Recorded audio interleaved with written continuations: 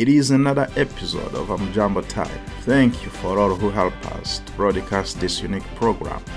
I want to welcome our listeners in Maine and around the world. Here are our headline stories. Heartwarming, the way to go. This will be a success.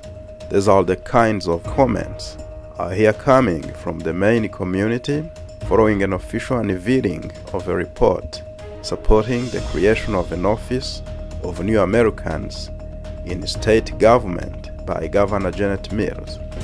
The entrepreneurial spirit is alive and vibrant in our immigrant community, and many new Mainers have professional skills that are direly needed. Today's Amjambo Time will bring to you the different views of Maine community members as recorded on January 19th by our very own Mark Matos. Prosperity Maine, with offices in Portland and Lewiston, is looking into developing housing units as a way to help reduce the housing gap. How did they come up with the new model? We have them on the show. Amjambo Time in Brunswick, we spoke to a community organizer helping new Mainers to integrate into this relatively small town that has made strides in recent years toward becoming a more welcoming city to those born out of the country. In sports, 24 African national teams are playing in Côte d'Ivoire to try and win the Continental Championship. And stay tuned for tips on navigating life in Maine. Details after the break. Welcome again, and I'm Jacques Kuzimano, your host. Governor Janet Mills has released her long-awaited plan for an office of New Americans in state government. The office will be responsible for integrating new Mainers into communities and the economy statewide. At a January 19 press conference, immigrants advocates, business owners, and municipal and state leaders joined the Mills in unveiling the plan at American Roots, a Westbrook-based unionized textile manufacturer with a predominantly immigrant workforce. Under the plan, the Office of New Americans would be charged with welcoming and supporting immigrants to strengthen Maine's workforce, enhance the vibrance of Maine's communities, and build a strong and inclusive economy. As the plan notes, Maine has one of the fastest rates of economic growth in the nation, according to U.S. Bureau of Economic Analysis data, but the economy is growing faster than the state's workforce. Republican Senator Benett sees the office as a way to help rural areas of Maine, which are in dire need of people to help professionally. It is about helping our communities, our neighborhoods, and our schools handle the unprecedented numbers of new immigrants, making Maine their home. Our towns are struggling to deal with this change and cannot handle this influx alone. Ignoring the challenges does not make them go away. Many of the newcomers to our state are hardworking people who have come legally to our country to find for themselves and their families a better life. Maine is the oldest state in the nation demographically, as noted. We have a shrinking workforce. Help wanted signs are everywhere. Connecting our new residents with resources only serves to benefit the future of our state and of all our residents. Maine's economy, our businesses are aching for workers. The entrepreneurial spirit is alive and vibrant in our immigrant community, and many new Mainers have professional skills that are direly needed, for example, in our healthcare system. The rural Maine towns I represent lack doctors, dentists, and other health professionals. As a result, Maine people cannot get the care they need. The governor's proposal for this new office will facilitate all of this by strengthening English language learning, building pathways to work and support for entrepreneurs, improving service delivery for organizations and entities that support immigrants, including our towns and schools who often don't know where to turn. And very importantly, improving Maine's data about our immigrant populations. In closing, I'd like to remember the words of two presidents. First, President John F. Kennedy, who said, "As each new wave of immigration has reached America, it has been faced with problems. Somehow the difficult adjustments are made, and people get down to the tasks of earning a living, raising a family, living with their neighbors, and in the process, building a nation." And President Ronald Reagan said, "If we ever closed the door to new Americans, our leadership in the world would soon be lost." Representative Deqa Dhalac from South Portland, who sponsored the bill establishing this office, brings facts to the table for people to understand the law of the Office of New Americans. This office represents a significant step towards recognizing and supporting the valuable contributions that immigrants have made to our great state. Throughout Maine's history, we have been enriched by the presence of immigrants. In 2022 alone, immigrant-owned businesses generated an impressive $48 million to our revenue. This demonstrates the immense economic impact that immigrants have had on our local community and our economy. Time and time again, we have witnessed the positive outcomes that come with immigration. When immigrants enter in the labor force, they increase the productive capacity of the economy and raise GDP, as our governor just mentioned. Their income rises, but so do those of people who are born in the United States and Mainers that have been here before us. It's well known that Maine is one of the oldest states in the nation, with a population that has seen steady decline. It's because of people migrating to our state that our workforce is largely able to stay afloat. We came to this country, we came to Maine with the hope of helping our neighbors, supporting our families, and creating meaningful life here in Maine. Although we have achieved great things without the dedication or dedicated support of this office, just imagine what we could accomplish with this office. The Office of New Americans will provide the tools, resources, and the guidance needed for new Mainers to thrive and succeed. It will serve as a hub support, connecting immigrants with vital services and opportunities for growth. This office represents a commitment to inclusivity, to diversity, and the belief that every individual, regardless of their background, deserves a chance to pursue their dreams and make a positive impact on our society. American Roots gave a comparing testimony about how the company was at the forefront of producing protection personal equipment during the COVID-19 pandemic, thanks to the help of immigrants. My name is Ben Waxman.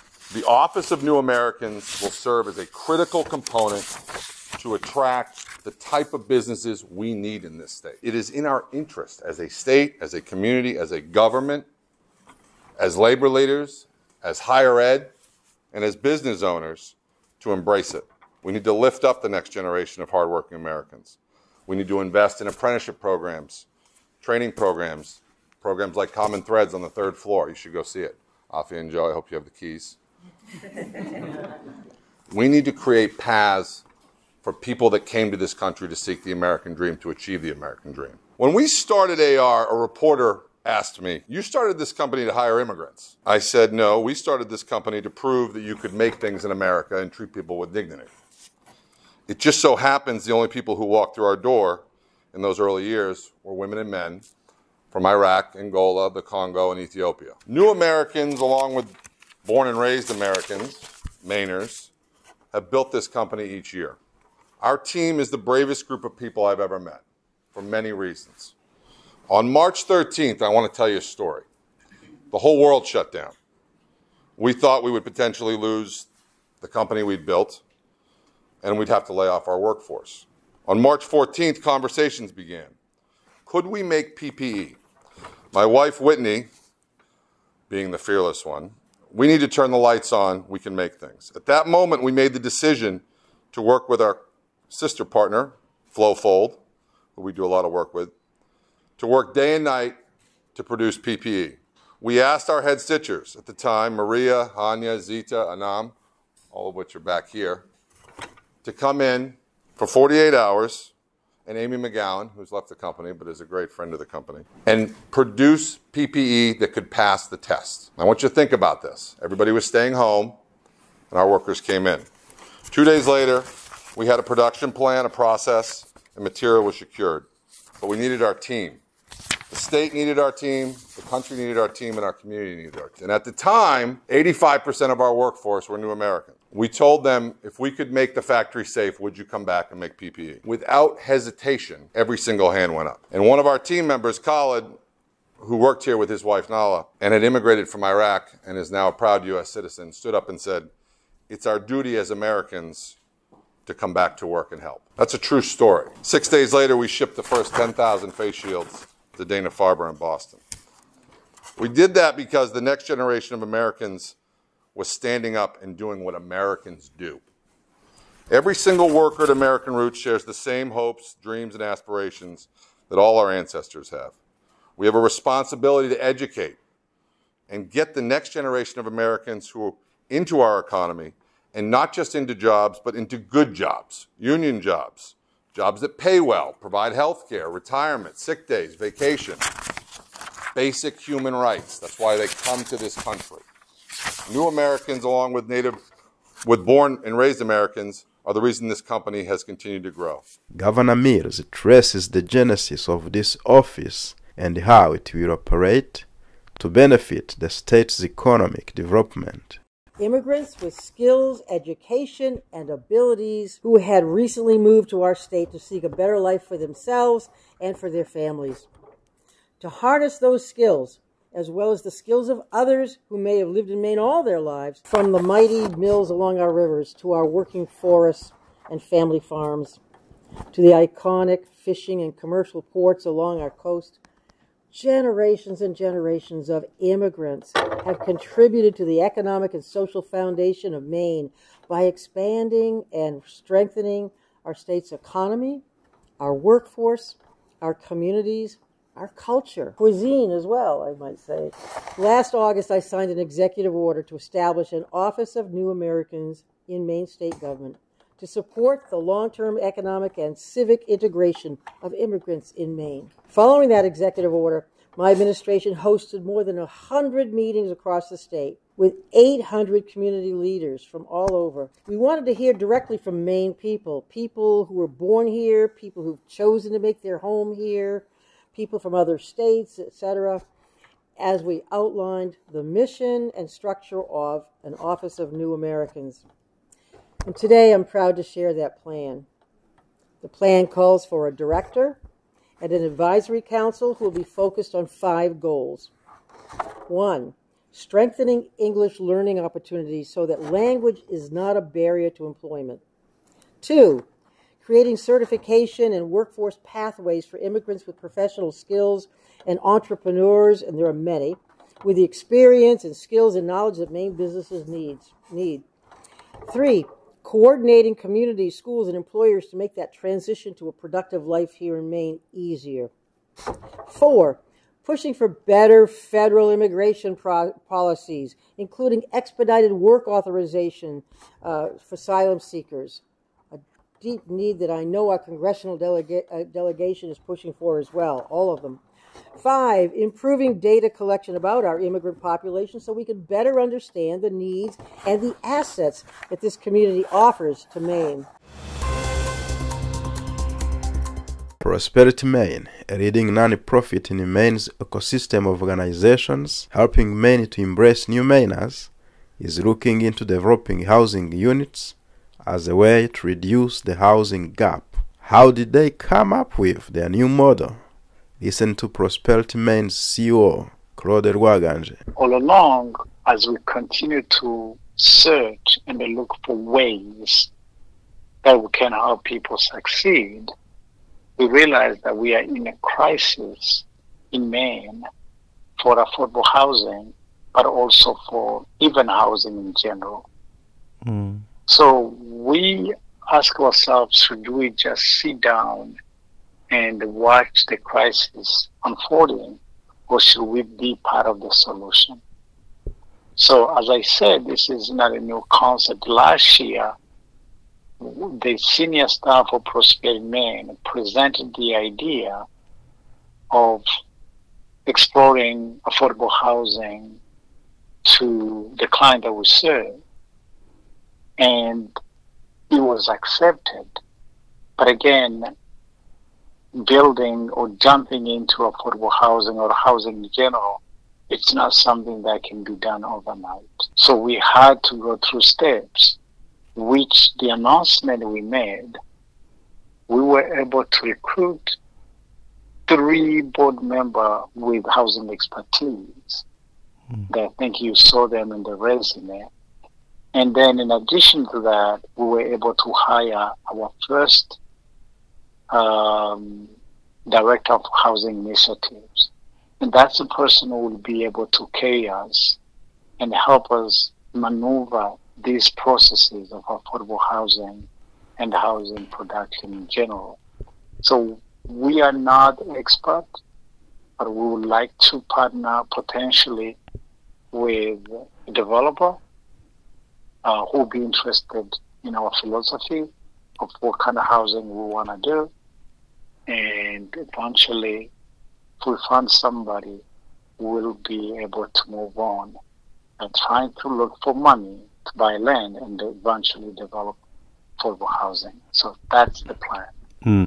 Do you have any insight on like the number or the beginning of units that you want to acquire, that you know what you are eyeing to build in the coming future?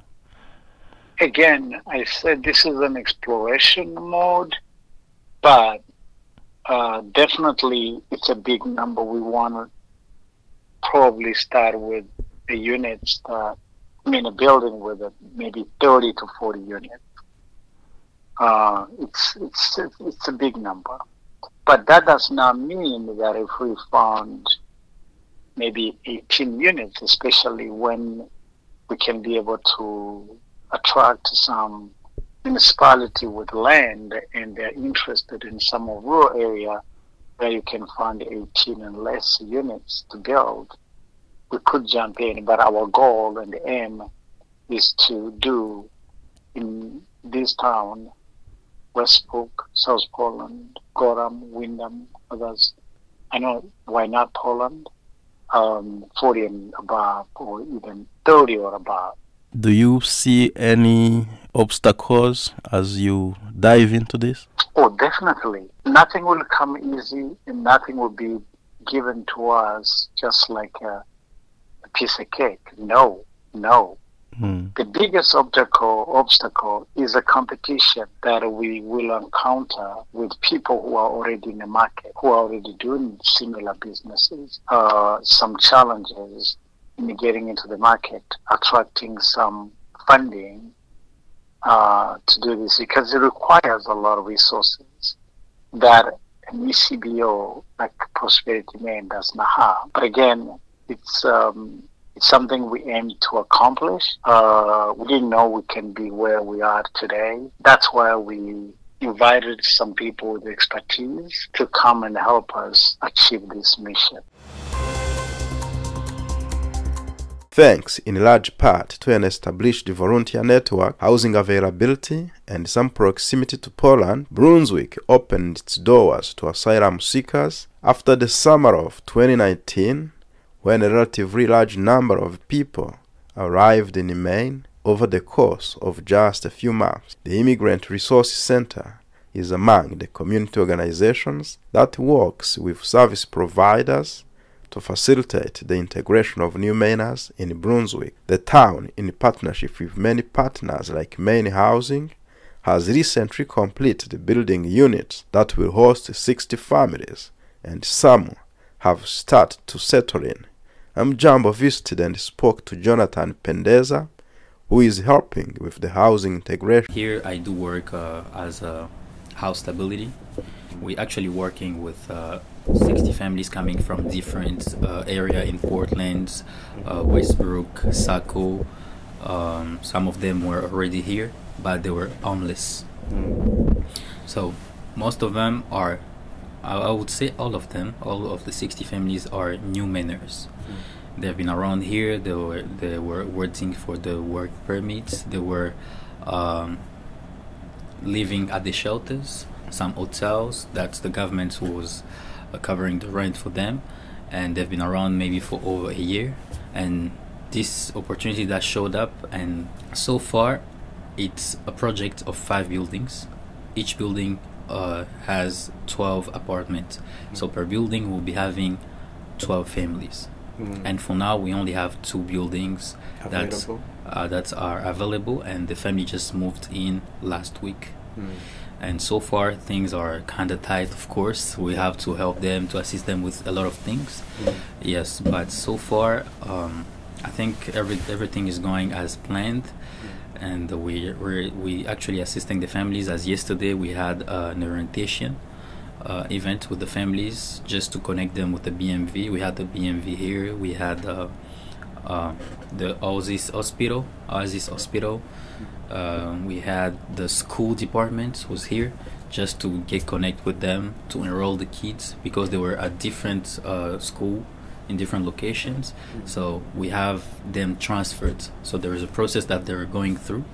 As today there is some family that went to the school department. We organized that with our yes, and so far that's what we are working on right now with the 60 families. And now we're expecting in January to continue with the process of moving in by the time the 3 other buildings will be ready to. You said 60 families. Exactly. 60 units. Exactly. So now you have 2 buildings already occupied. Who helped to set up the buildings? How do you see life integration here? How people are getting into the communities? You have already the almost 24 arriving or who are here. So how easier it is to connect them with the services? It might be tough. Yes, it's a little bit tricky because we never worked with a lot of families at the same time who sometimes have the same needs at the same time. So it's a little bit challenging to do it, but we have been in this job or this way of working for a couple of years, because I just started less than a year in this company, but I had my little experience out of this organization, and this organization has pretty much a lot of connections, and we have been helping new Mainers in Lewiston, because as you know, in Lewiston we have more new Mainers who are already independent. Yes, they already use with the American lifestyle. They can go to work, they can speak a little English. So it's not that easy, but I would say we're getting we're doing the most, and we're giving our best to make this work, because it's not easy for the families that came from a country where there were war, and it's sometimes frustrating for them to just come in a new environment, a new community, that they have to adapt, they have to learn new language, they have to learn the new culture, they have to learn a new way of doing a lot of things, like learning about the timing. As I know, in Africa the timing is not really respected as it is here, so they're still learning. They have a lot to learn, and us, we have those different resources that we're getting them connect with, and it's making the process easier for us, because we don't handle everything, because we don't do legal documentation here. Yes. Amjambo Time also spoke with Junior Van, who arrived in Maine 1 year ago and who entered over the southern border after taking a bus from California. Junior feels a relief for a new life beginning. Dès que je suis sorti et déjà je suis arrivé ici, je me suis dit oui, j'ai trouvé un bon refuge. And in sports, 24 African national soccer teams are competing for the 2023 African Cup of Nations title in Ivory Coast. Senegal won this continental championship of 2021 and is looking good again already in this competition. Many predict Senegal will once again be crowned champions in February, but will it? Keeping in mind that Senegal is the only country to win all the 3 games, determining which 16 of the 24 teams will advance to knockout phase of the tournament. Other teams that have secured their places in the knockout phase include Nigeria, Egypt, Cameroon, Angola, Burkina Faso, Guinea, and more are coming. Deqa Dhalac, your host. Welcome again to the show. Amjambo has some tips to help you navigate life in Maine. Take a listen. In the US, people borrow money from all kinds of lenders, such as credit card companies, financial institutions, and individuals. They borrow for all kinds of reasons, from buying presents to their children, to celebrate a holiday, to purchasing a new home. Because almost all loans must be repaid with interest, learning when to borrow, who to borrow from, what questions to ask for a lender, and when not to borrow will help you make good decisions and protect your financial future. In a country where loans are readily available, borrowing can be hard to resist. But if you are not careful, you could end up with too many monthly payments and too much debt for you to be able to manage. The consequences of not paying back loans on time could be a bad credit score, higher interest rates in the future, or being unable to get a loan just when you need it most. Follow our series on borrowing and get some tips from the experts on how to borrow wisely. Watch out when you cosign for someone to obtain a loan. At the end of the day, a cosigner can help friends and loved ones secure credit they wouldn't be able to get on their own. However, the cosigner takes on equal financial liability with the primary borrower. You must be aware that a cosigner typically has no control over the account. They may not receive statements or updates on the loan status and must rely on the borrower sharing this information. Also, if the primary borrower misses payments or is late with them, this can negatively impact the cosigner's credit score. And if he pays well, this can boost the cosigner's credit score as well. Therefore, considering all the pros and cons before signing anything is essential. This is Deqa Dhalac, and we are at the end of today's show. Together with the entire team of Amjambo Africa, we wish you a good day.